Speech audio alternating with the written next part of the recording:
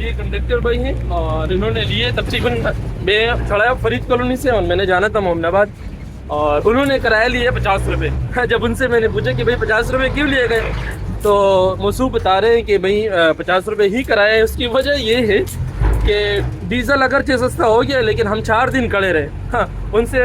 अगर मैंने जब ये बताया कि गाड़ियाँ खड़ी थी 4 दिन के लिए, इसलिए नहीं खड़ी थी, ई चालान की वजह से खड़ी थी, लेकिन इनकी बदमाशियाँ, जहाँ 30 रुपये किराया लगना है उनकी बदमाशी ये है कि 50 रुपये किराया ले।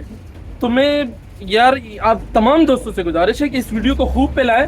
और पहुँचाएँ, इदारों तक पहुँचाएँ, बिलखुसूस